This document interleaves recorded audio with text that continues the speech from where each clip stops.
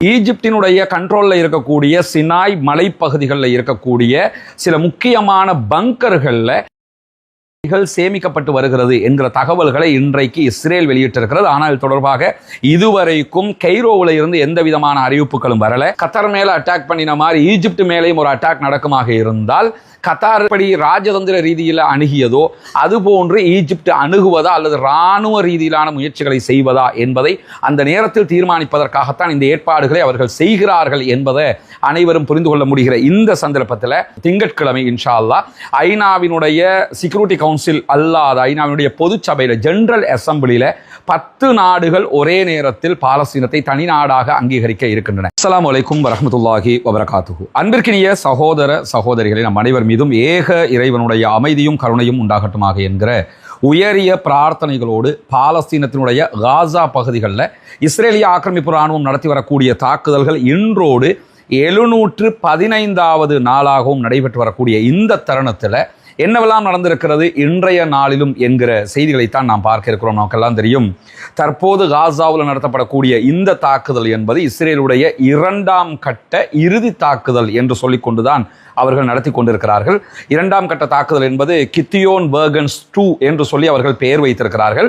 இந்த பெயரை பொறுத்தவரையில் கித்தியோன் வேர்கன்ஸ் 2 என்பது அவர்களுடைய ஊடகங்களில் பெரும்பாலும் பயன்படுத்தப்படாத, குறிப்பாக அவர்களுடைய அபிஷியல் டாக்குமெண்ட்டுகளில் பயன்படுத்தப்படாத ஒரு பெயர், ஊடகங்கள் அவ்வப்போது பயன்படுத்தப்படக்கூடிய ஒரு பெயராக அவர்கள் வைத்துக் கொண்டிருக்கிறார்கள். காரணம் என்னன்னு சொன்னா, கித்தியோன் 1ல தான் நிறைய அநியாயங்களை செய்திருக்கிறார்கள். எனவே கித்தியோன் 2 என்று பெயர் வைக்கும் போது மேலும் சிக்கல்களில் இஸ்ரேல் சிக்கிக்கொள்ளும் சர்வதேச அளவில் என்கிற காரணத்தினால்தான் அந்த பெயரை அபிஷியல் ஆவணங்கள் அவங்க பயன்படுத்தாம ஒரு பாரிய தாக்குதலை தற்போது காசாவுக்குள் நடத்தி வரக்கூடிய சூழல்ல சற்று நேரத்துக்கு முன்பதாக அல் ஜசீரா வெளியிட்டிருக்கக்கூடிய ஒரு முக்கியமான செய்தியில பாலஸ்தீன விடுதலை அமைப்பினர் ஒரு 40 பேருடைய புகைப்படங்களை வெளியிட்டிருக்கிறார்கள். இந்த 40 பேருடைய புகைப்படங்களை வெளியிட்டு அவங்க என்ன சொல்லியிருக்கிறாங்கன்னு கேட்டா, இப்ப காசாவுக்குள்ள இஸ்ரேலிய ஆக்கிரமிப்பு இராணுவம் எந்த பகுதிகளில் பாரிய தாக்குதல்களை நடத்தி வருகிறதோ அந்த பகுதிகளில் தான் இந்த 40 இஸ்ரேலிய பணைய கைதிகளும் இருக்கிறார்கள். எனவே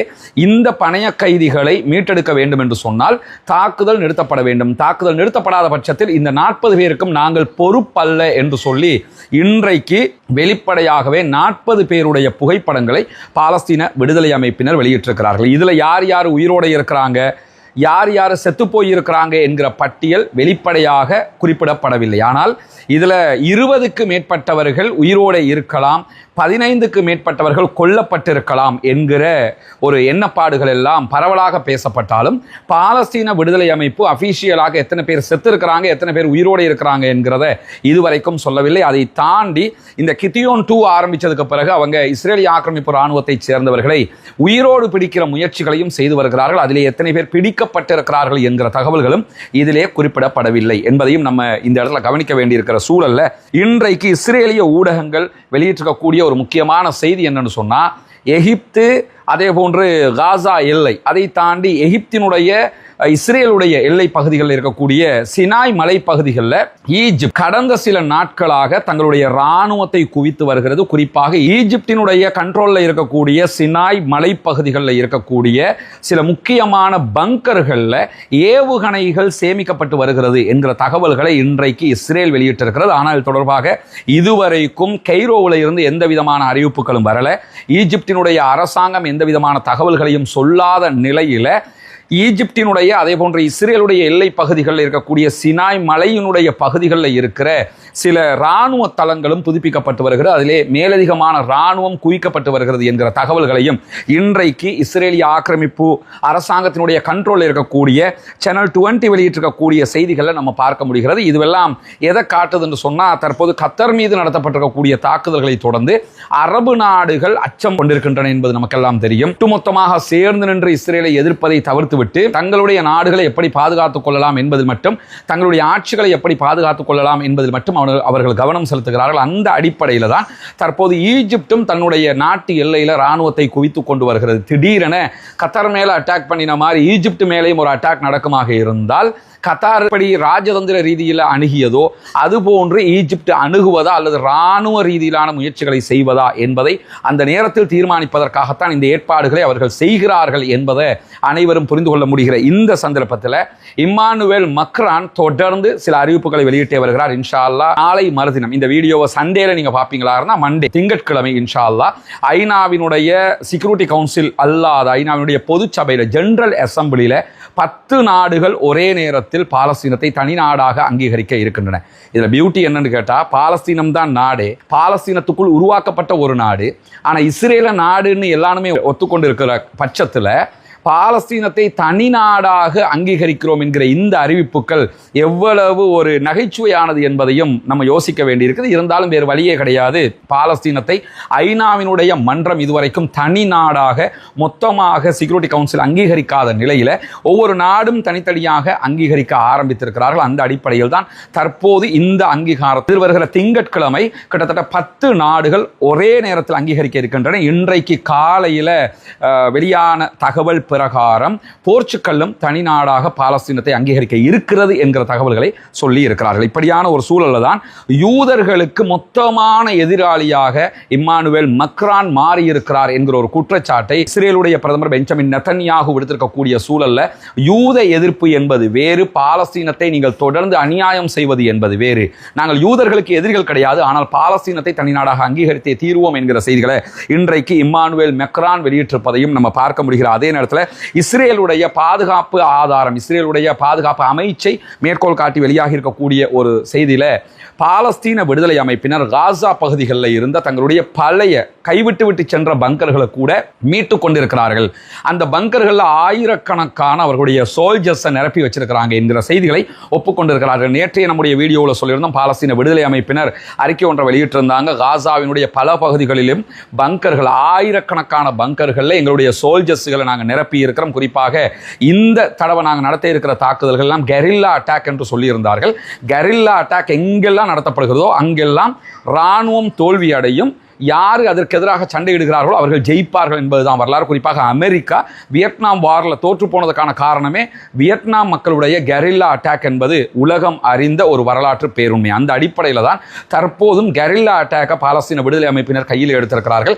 அவர்கள் விட்டு சென்ற தங்களுடைய பல பங்கர்களை மீண்டும் கையகப்படுத்தி இருக்கிறார்கள், மீண்டும் அதற்கு உயிர் கொடுத்திருக்கிறார்கள் என்கிற செய்திகளை இன்றைக்கு நேற்று பாலஸ்தீன விடுதலை அமைப்பு வெளியிட்ட அறிக்கையை தொடர்ந்து இன்றைக்கு இஸ்ரேல் அதை உறுதிப்படுத்தி இருக்கக்கூடிய சூழல்ல காசாவில் இருக்கக்கூடிய எக்லோன் என்கிற ஒரு பகுதி, இந்த பகுதியை ஒட்டிய ஒரு தெருவில் இன்றைக்கு இஸ்ரேலிய ஆக்கிரமிப்பு ராணுவத்திற்கும் பாலஸ்தீன விடுதலை அமைப்பினருக்கும் இடையிலே நடைபெற்ற தாக்குதல்களை பாலஸ்தீன விடுதலை அமைப்பினுடைய துணை ராணுவ குழு இன்றைக்கு பாரிய தாக்குதல்களை நடத்தி இருக்கிறது. குறிப்பாக இஸ்ரேலுடைய 2 ராணுவ வெஹிக்கிள் மேலே நடத்தப்பட்டிருக்கக்கூடிய தாக்குதல்கள் சக்சஸ் ஆக முடிந்திருக்கக்கூடிய நிலையில 2 ராணுவ வெஹிக்கிள்களில் குறைந்தது 10 பேர் கொல்லப்பட்டிருக்கலாம் என்கிற நிலையில இன்றைக்கு பாலஸ்தீன விடுதலை அமைப்பினர் மேலதிகமாக ஒரு வீடியோவை ரிலீஸ் பண்றாங்க. அல் ஜசீராவினுடைய அரபு பக்கத்தில் நீங்க அந்த வீடியோவை பார்க்க முடியும்.